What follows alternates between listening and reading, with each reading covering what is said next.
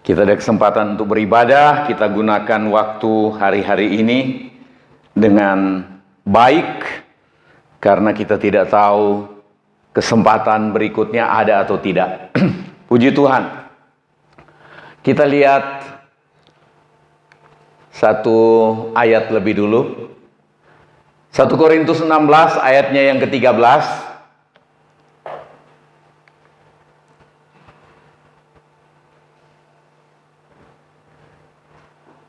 Firman Tuhan kita baca sama-sama. 1, 2, 3. Berjaga-jagalah, berdirilah dengan teguh dalam iman, bersikaplah sebagai laki-laki, dan tetap kuat. Saudara yang dikasihi Tuhan, firman Tuhan mengingatkan kita berjaga-jagalah, dan saya tandai dengan dengan warna biru. Berdirilah dengan teguh dalam iman dan tetap kuat dalam iman. Ada ungkapan di sini, bersikaplah sebagai laki-laki. Nanti yang perempuan, yang wanita mikir, apa saya disuruh menjadi seperti laki-laki? Ini ungkapan. Ini satu ungkapan yang dimaksudkan ini biasa di masa lalu. Orang suka bilang kuat, berani, tabah, itu sebagai sikap laki-laki. Walaupun ada laki-laki yang penakut, kecoa saja dia lari. Dia suruh istrinya yang tangkap. Dia naik di atas meja, dia teriak, "Ma, kecoa, kecoa, kecoa." Kecoa dia takut. Nah, kalau mukul istri tidak takut. Nah, itu cerita lain. Tetapi di sini dikatakan bersikaplah sebagai laki-laki, itu maksudnya berani, tabah, dan kuat. Jadi yang kita mau lihat pagi hari ini adalah teguh dan kuat dalam iman. Jadi ayat ini mengingatkan, berjaga-jagalah itu waspada untuk memperhatikan hidup kita, supaya kita tetap teguh dalam iman, kuat dalam iman. Nah, kenapa? Karena perjalanan hidup ini tidak mudah. Amin. Itu tadi kesaksian dari Ibu Feni.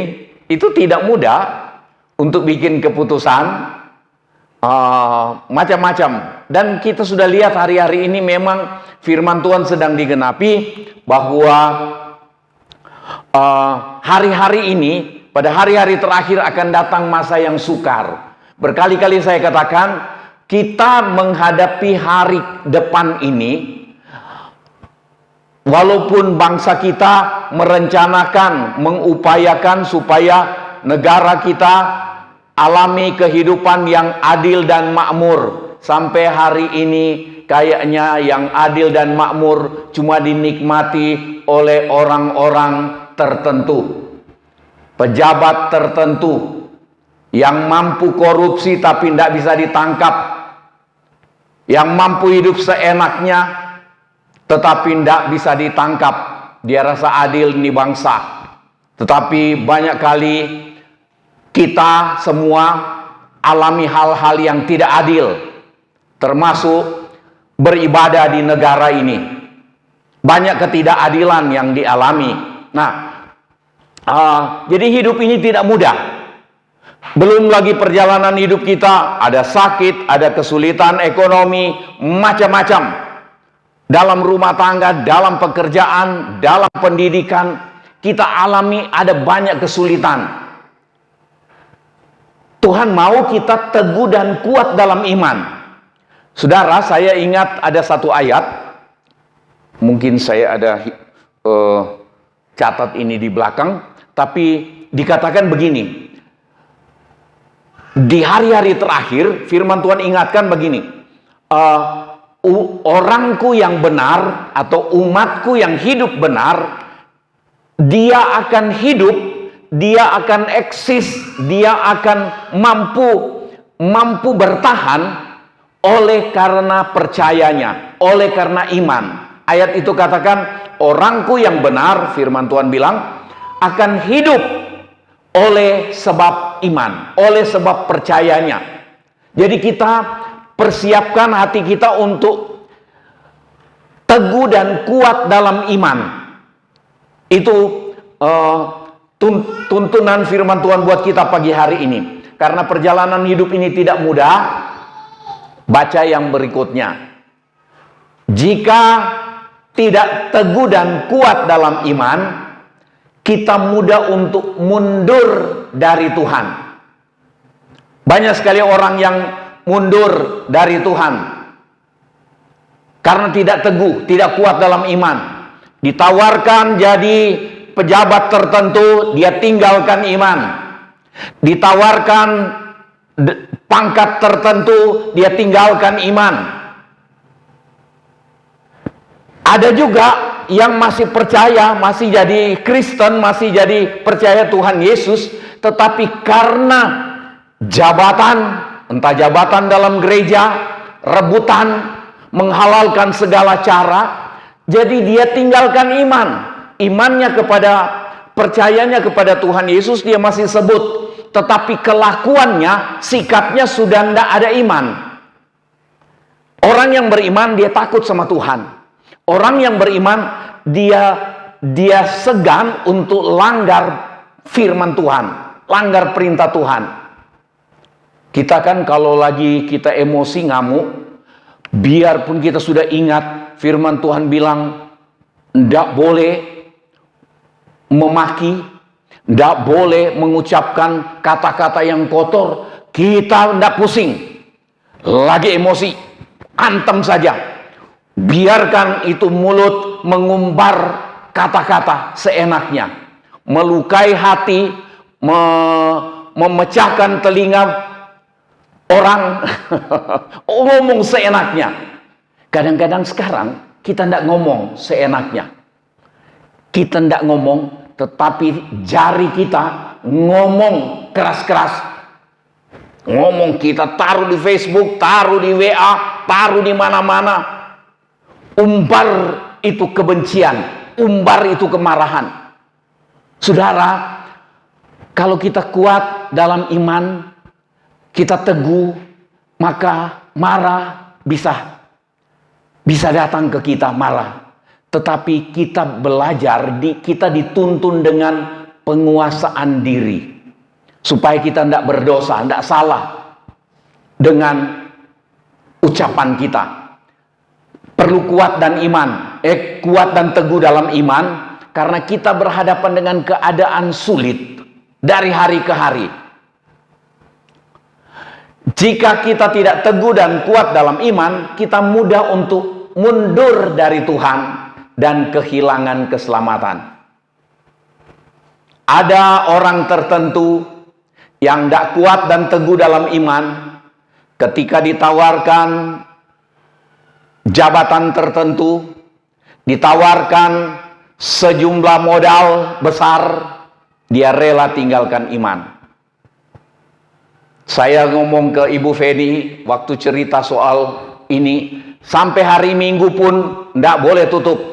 Bilang berarti selamanya, selama masih ada di sana, selamanya hendak akan ibadah. Karena jam 9 sudah buka, jam 9 kita baru mulai ibadah. Masalah. Kecuali cari tempat ibadah yang sore. Itu perlu digumulkan. Saya tidak belok ke sana khotbahnya. Yang kita pikirkan jangan sampai kita kehilangan keselamatan. Teguh dan kuat dalam iman. Kisah Para Rasul 12 ayat 1 sampai 11. Mudah-mudahan kalau terlalu kecil yang saya tampilkan ini, saya baca dengan cepat, saudara bisa ikuti mungkin, lihat. Kita lihat kisah ini lebih dulu, karena dari kisah Para Rasul 12 ayat 1 sampai 11, kita mau ambil dua hal. Nah, saya baca lebih dulu, tapi mungkin cukup besar di sini ya. Di sana cukup kecil. Kisah Rasul pasal 12 ayat 1, kira-kira pada waktu itu Raja Herodes mulai bertindak dengan keras terhadap beberapa orang dari jemaat. Waktu jemaat mula-mula ini, ketika Tuhan Yesus baru naik ke sorga, Roh Kudus dicurahkan, murid-murid begitu bersemangat untuk memberitakan Injil, dan kemudian ditantang, dilawan oleh orang-orang Yahudi. Kemudian Raja Herodes ingin menyenangkan orang Yahudi, dan dia mulai bertindak keras terhadap beberapa orang dari jemaat. Dia menyuruh membunuh Yakobus, saudara Yohanes, dengan pedang. Yakobus ini adalah rasul, salah satu rasul dari 12 rasul. Yakobus inilah rasul pertama yang mati syahid. Dia dibunuh dengan pedang, ditusuk dengan pedang di depan mata banyak jemaat. Saudara lihat, ini keadaan yang sulit. Itu sebabnya saya mau ambil dari sini untuk kita jadikan renungan dua hal nanti yang saya munculkan. Kemudian ayat 3, ketika ia melihat, Herodes melihat bahwa hal itu menyenangkan hati orang Yahudi, ia melanjutkan perbuatannya itu dan menyuruh menahan Petrus. Waktu itu hari raya roti tidak beragi menjelang Paskah. Setelah Petrus ditangkap, Herodes menyuruh memenjarakannya di bawah penjagaan 4 regu. Masing-masing terdiri dari 4 prajurit. Maksudnya ialah supaya sehabis Paskah ia menghadapkannya ke depan orang banyak. Ayat 5, demikianlah Petrus ditahan dalam penjara. Terus baca sama-sama. Ya, tandai itu. Doa saudara dan saya itu tidak pernah sia-sia. Doakan anak cucu saudara, doakan orang keluarga saudara, doakan orang yang ada di sekitar saudara. Dan saya berharap saudara di rumah pernah sebut nama kami di dalam doa. Kalau enggak, pulang nanti malam mau doa, sebutlah nama kami. Supaya kita tidak cuma menyanyi, di doa ibuku, namaku disebut. Saya bisa nyanyi, di doa jemaatku, namaku disebut. Di doa Harisku dengar, ada namaku disebut. Enak itu. Saudara tidak sia-sia loh. Saudara sebut nama seseorang di dalam doa, itu tidak sia-sia. Tidak sia-sia. Sebut nama orang. Saya seringkali kalau saya doa, saya sebut mulai dari ujung sana. Kadang-kadang mulai dari ujung sana. Ujung barat. Dari Pasir Putih. Sebut semua. Karena jarang dibesukkan. Saya sebut semua nama. Tidak sia-sia. Ada masalah, lihat, saudara dengar, doakan. Saudara dengar ada gunung meletus di Lumajang, berdoa. Dengar ada gunung meletus di Jogja, di Magelang, gunung apa? Merapi, doa. Tidak sia-sia. Dan itu cara saudara dan saya, kesempatan saudara dan saya menabur. Ini jemaat, begitu Petrus ditangkap, Yakobus dibunuh dengan pedang, Petrus ditangkap. Persoalan di tengah jemaat tidak habis-habis. Jemaat ambil cara, mereka berdoa. Mereka berdoa, kita mau lihat nanti. Nah, ayat 6, pada malam sebelum Herodes hendak menghadapkan Petrus kepada orang banyak, Petrus tidur di antara 2 orang prajurit, terbelenggu dengan 2 rantai. Selain itu, prajurit-prajurit pengawal sedang berkawal di muka pintu. Tiba-tiba berdirilah seorang malaikat Tuhan dekat Petrus dan cahaya bersinar dalam ruang itu. Malaikat itu menepuk Petrus untuk membangunkannya, katanya, "Bangunlah segera." Maka gugurlah rantai itu dari tangan Petrus. Malaikat cuma ngomong, langsung rantai yang ikat Petrus gugur, jatuh. Tidak tahu terbuka bagaimana. Tidak terbuka kayaknya sudah copot. Terserah malaikat bikin bagaimana. Nah, ayat 8, lalu kata malaikat itu kepada Petrus, ikatlah pinggangmu dan kenakanlah sepatumu. Ia pun berbuat demikian. Lalu malaikat itu berkata kepadanya, kenakanlah jubahmu dan ikutlah aku. Petrus nurut. Nurut saja. Sudah lepas tuh belenggu yang diikatkan ke penjaga kiri kanan. Kemudian malaikat bilang, kenakan sendalmu, kenakan jubahmu, ikut aku. Petrus ikut, kenakan semua, kemudian dia ikut. Ayat 9, lalu ia mengikuti malaikat itu keluar dan ia tidak tahu bahwa apa yang dilakukan malaikat itu sungguh-sungguh terjadi. Sangkanya ia melihat suatu penglihatan. Kayak mimpi, ya kan? Dia kira dia mimpi. Alami satu keajaiban, kadang-kadang kita merasa kita seperti mimpi. Saudara pernah dengar orang pakai istilah begini? Kayak mimpi ya. Kalau ingat masa laluku, ndak punya apa-apa. Lihat hari ini. Kayak mimpi. Pernah? Ya, saudara mungkin dari masa lalu sudah jaya, sampai hari ini jaya. Tidak ada yang seperti mimpi. Tetapi orang yang, kalau saya rasa saya seperti mimpi. Hidup yang tidak karu-karuan, sebagai pelaut. Kemudian Tuhan panggil, jadi diselamatkan dan jadi hamba Tuhan, itu seperti mimpi. Petrus, dia kira dia mimpi, alami keajaiban. Nah, kemudian ayat 10, setelah mereka atau Petrus dan malaikat itu melalui tempat kawal pertama dan tempat kawal kedua, sampailah mereka ke pintu gerbang besi yang menuju ke kota. Pintu itu pasti dikunci. Pintu itu terbuka dengan sendirinya bagi mereka. Sesudah tiba di luar, mereka berjalan sampai ke ujung jalan dan tiba-tiba malaikat itu meninggalkan dia. Enak ya? Perbuatan Tuhan ketika pintu terbuka sendiri. Kita kaget. Persoalan hidup kita rasa tidak mungkin terbuka. Tiba-tiba terbuka sendiri. Kaget kita. Petrus sama. Dia kaget. Ayat 11. Dan setelah sadar akan dirinya, Petrus berkata, sekarang taulah aku. Ini dia sudah sadar.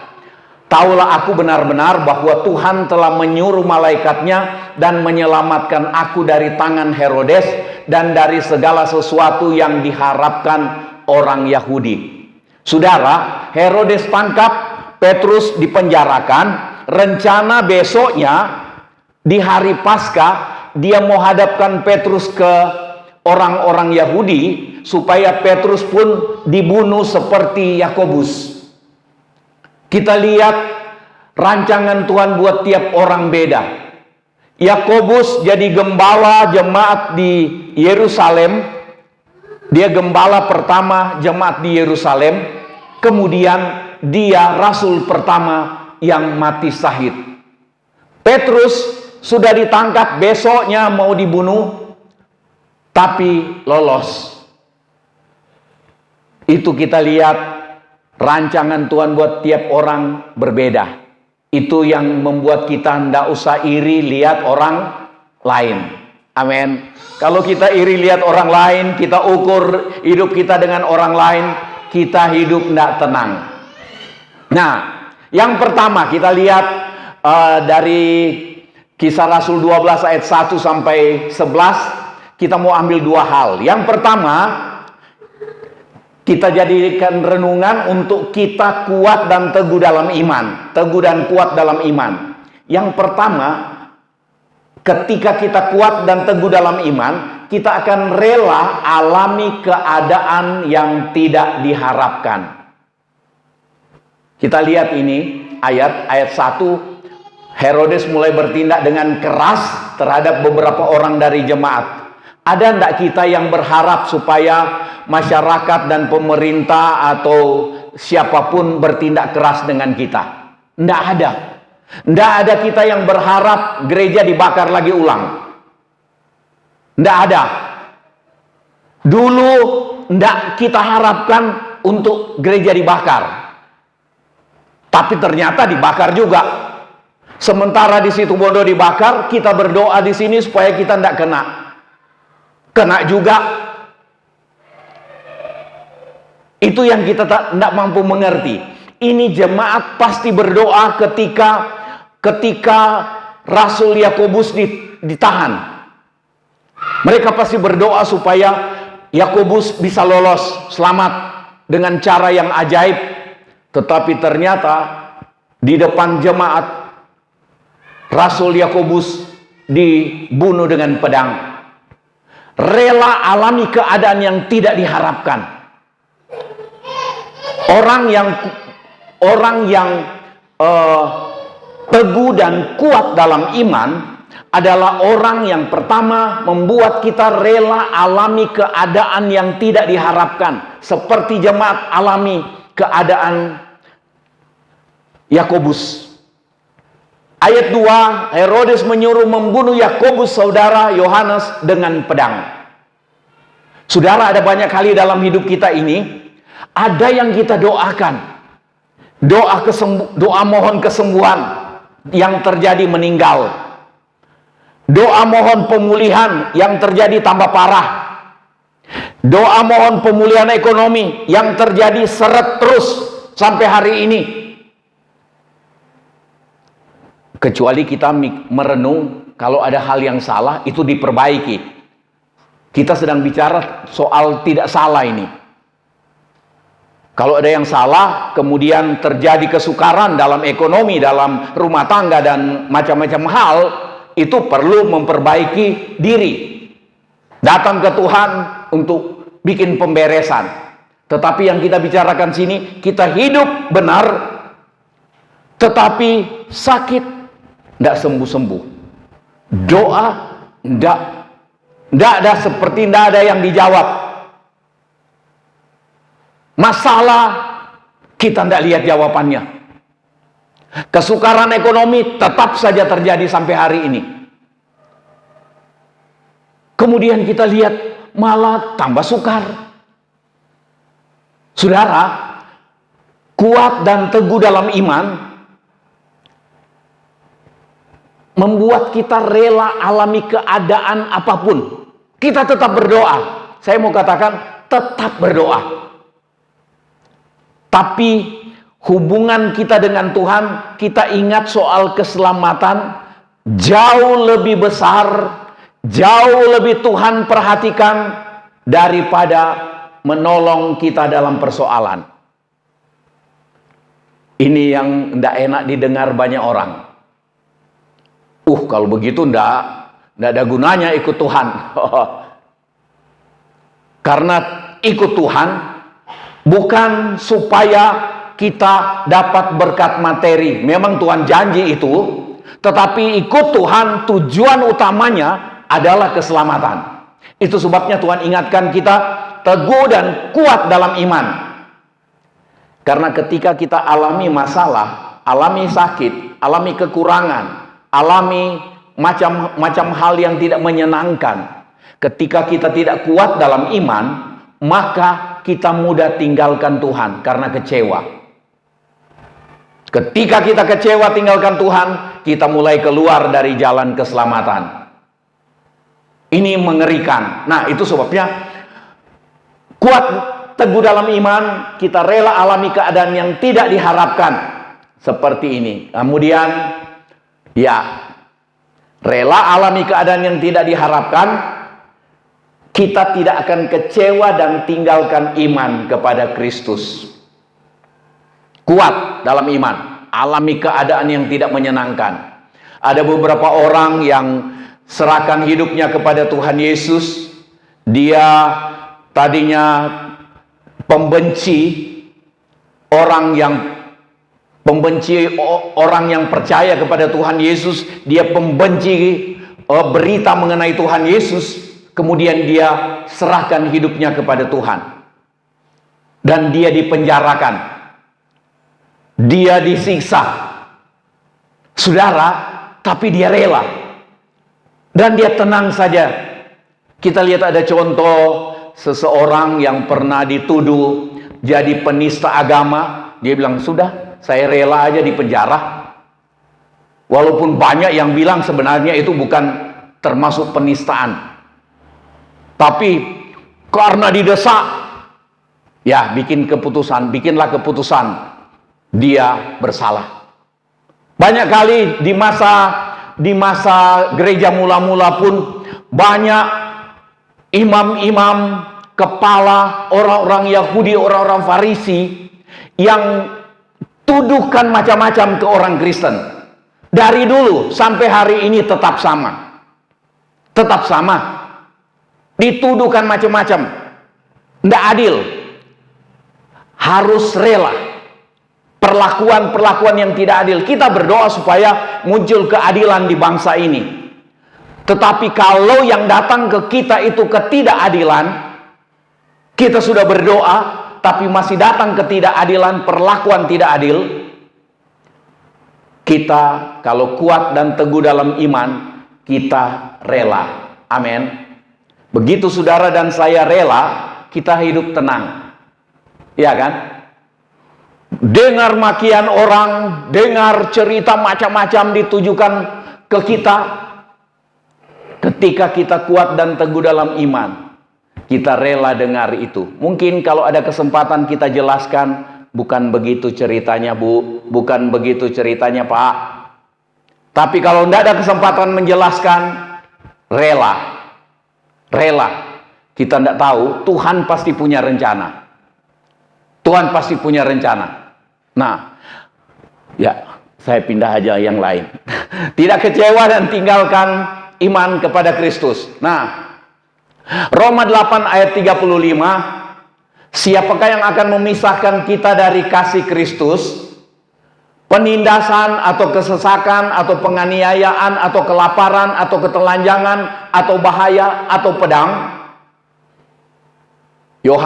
Yakobus berdiri teguh. Jemaat lihat hal ini, mereka berdiri teguh, tidak ada yang sangkal Tuhan.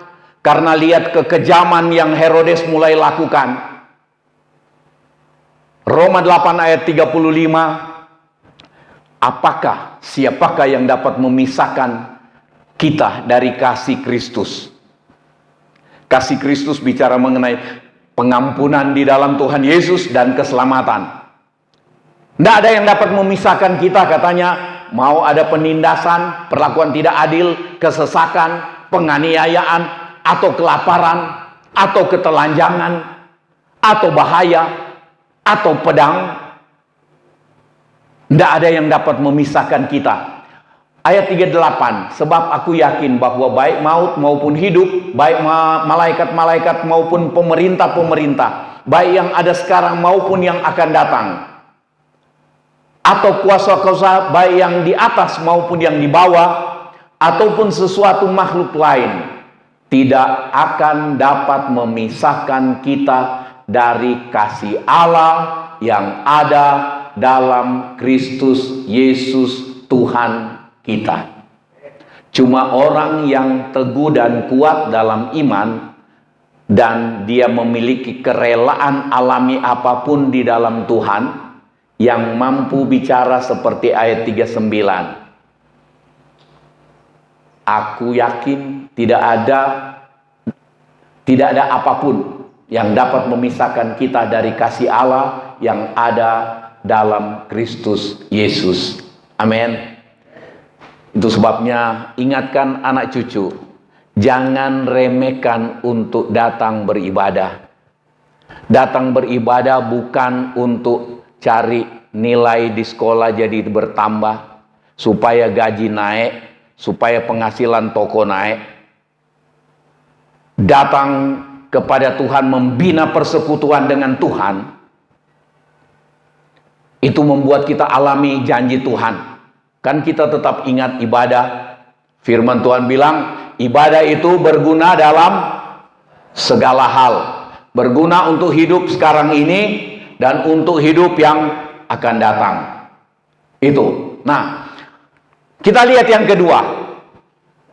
Orang yang teguh dan kuat dalam iman, dia akan memiliki pengharapan yang kuat untuk apa yang dia doakan. Seperti jemaat, mula-mula jemaat tadi di Yerusalem, mereka baru lihat hari ini. Mereka baru lihat kemarin, maksudnya Yakobus dibunuh dengan pedang. 1-2 hari kemudian, beberapa hari kemudian Petrus ditangkap dan dipenjarakan.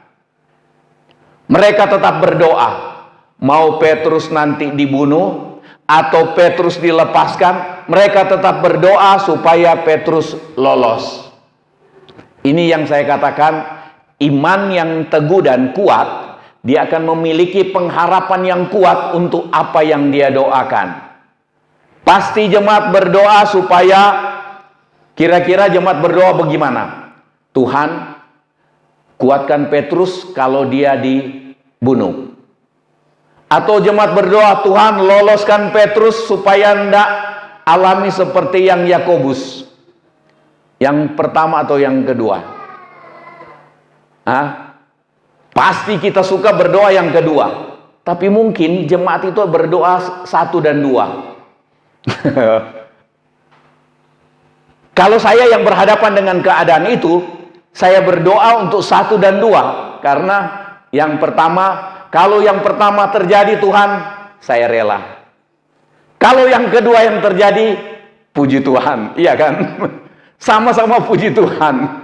Nah, kita lihat memiliki pengharapan yang kuat. Kita lihat ayatnya ini. Pasal 12 ayat 4, setelah Petrus ditangkap, Herodes menyuruh memenjarakannya di bawah penjagaan 4 regu, masing-masing terdiri dari 4 prajurit. Maksudnya ialah supaya sehabis Paskah ia menghadapkannya ke depan orang banyak.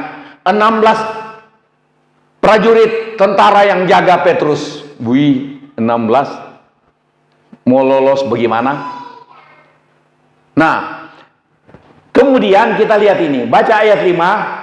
1, 2, 3. Demikianlah Petrus ditahan di dalam penjara. Tetapi jemaat dengan tekun mendoakannya kepada Allah. Saya percaya jemaat berdoa seperti, antara lain seperti nomor 2 tadi, yang semua kita angkat tangan setuju nomor 2. Berdoa, Tuhan loloskan Petrus. Satu rasul sudah dibunuh. Sekarang di depan mata kami Petrus sudah ditangkap. Loloskan Tuhan, kami mohon. Saudara, waktu kita memohon pertolongan, walaupun dokter sudah bilang ini sakit, sudah tidak mungkin alami pertolongan. Ini usaha sudah sulit untuk bangkit karena keadaan. Ini masalah bisa lama sekali terjadi, lama sekali pulih. Ini segala macam seperti sudah tidak ada harapan.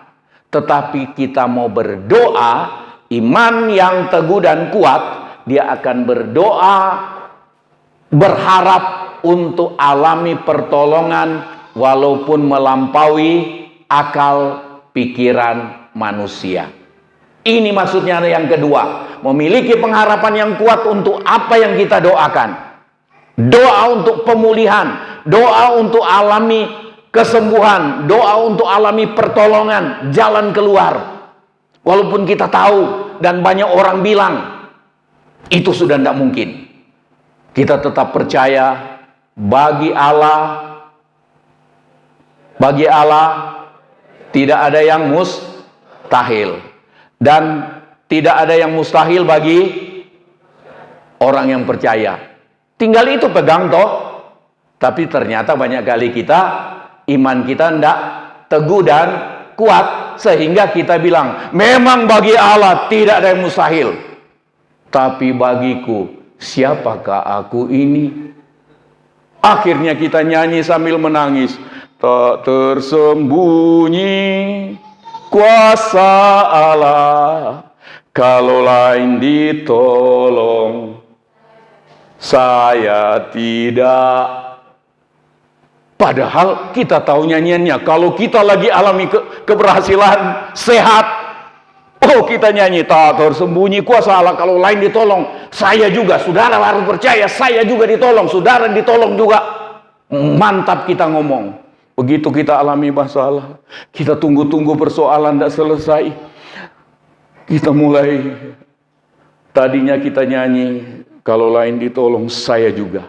Tidak ditolong-tolong, 1 hari, 1 minggu, 1 bulan, 1 tahun. Oh, lama-lama kita nyanyi. Selesai Desember 1 kali, kita mulai nyanyi Januari sudah 1 tahun. Kita nyanyi tak tersembunyi kuasa Allah. Kalau lain ditolong, saya tidak pernah ditolong. Teguh, percaya bahwa Tuhan mampu tolong. Amin. Ini bertolak belakang. Yang satu rela untuk alami tidak ditolong. Yang kedua punya pengharapan yang kuat untuk ditolong. Kita bilang ini kacau balau berita ini.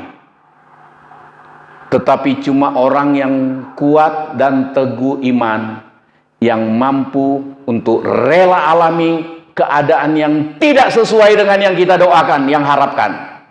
Tetapi yang kedua, kita punya pengharapan kuat.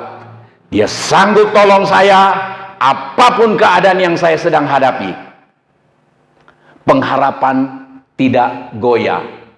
Kan ada ayat katakan, bersukacitalah di dalam pengharapan, tekun dalam doa. Tetap bertekun dalam doa. Dan kita bersuka cita karena kita punya pengharapan Tuhan bisa tolong. Oh, nyanyi, kita bisa nyanyikan, apapun yang terjadi dalam hidupku ini, wah, tak pernah kuragukan janjimu Tuhan. Tak pernah ragu, walaupun sudah keadaan mustahil. Saudara,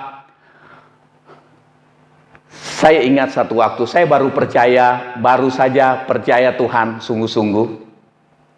Suatu waktu udah capek sekali di tengah laut, ombak besar. Terus saya bilang, Tuhan udah capek ini, diombang-ambingkan ombak besar di tengah laut besar. Nah, terus saya ke geladak di luar, lihat ombak besar begitu. Terus ada agak setengah-setengah, saya bilang, saya mau ngomong ke laut ini, suruh diem. Ini asal timbul saja begitu, tapi Tuhan itu luar biasa. Jadi bilang, laut, saya udah capek, demi nama Yesus saya perintahkan tenang. Terus habis itu saya turun, tidur lagi. Glung, masih glung. Tiba-tiba bunyi itu piring di dapur. Preng. Berarti terlalu miring itu kapal. Nggak terlalu lama, saya rasa kok sudah nggak goyang ya. Ya goyang biasa kalau di laut besar memang tetap. Tapi ombak yang sebesar tadi, kok kayak sudah berhenti ya. Saya lihat ini ajaib. Keajaiban. Saudara, Tuhan jawab, pengharapan tetap kuat.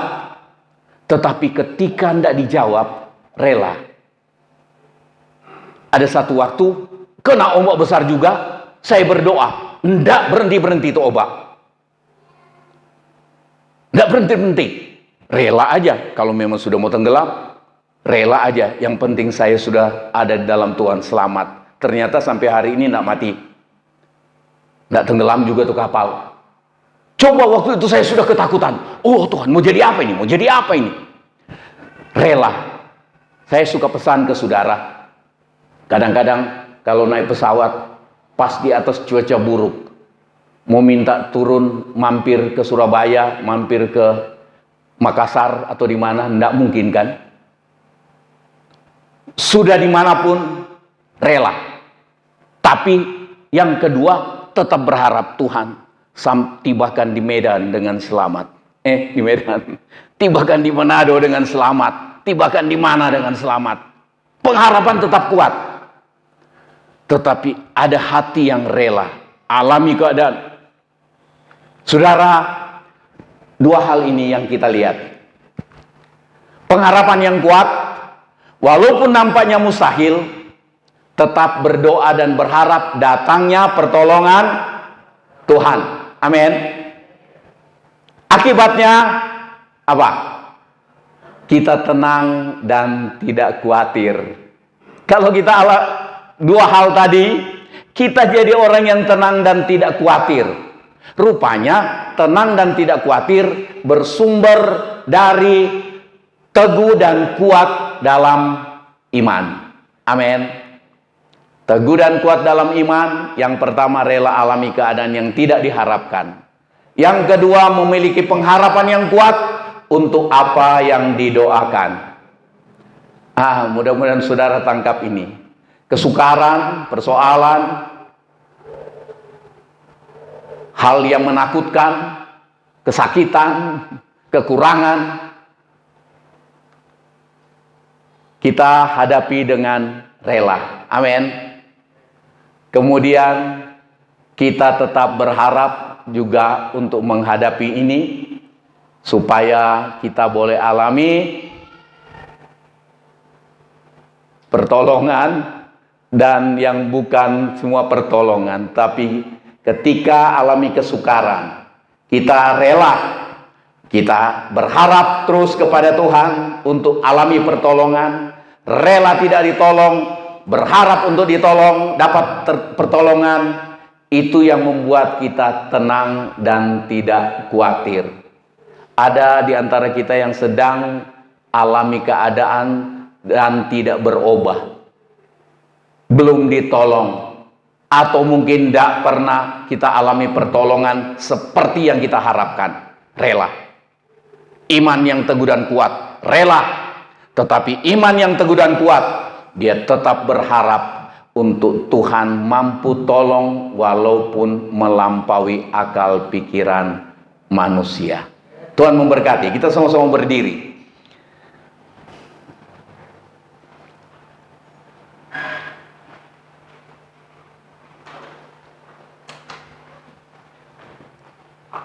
Kekuatan di hidupku.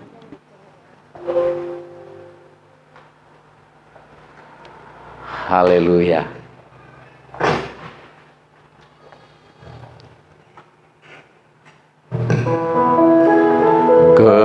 Kekuatan di hidupku, ku dapat dalam Yesus. Dia tak pernah tinggalkanku, setia menopangku, berseru berharap dalam Yesus. Kekuatan di hidupku, kekuatan di hidupku, ku dapat dalam Yesus. Dia tak pernah tinggalkanku. Amin. Setia menopangku, berseru, kami berseru kepada Engkau, kami berharap kepada Engkau Tuhan. Amin. Terima kasih Tuhan, ajaib Engkau Tuhan. Haleluya. Penuh kuasa, sanggup pulihkan keadaanku, dalam tangan-Mu seluruh hidupku tak akan goyah selamanya. Ajaib Kau Tuhan, penuh kuasa, sanggup pulihkan keadaanku, dalam tangan-Mu seluruh hidupku tak akan goyah selamanya.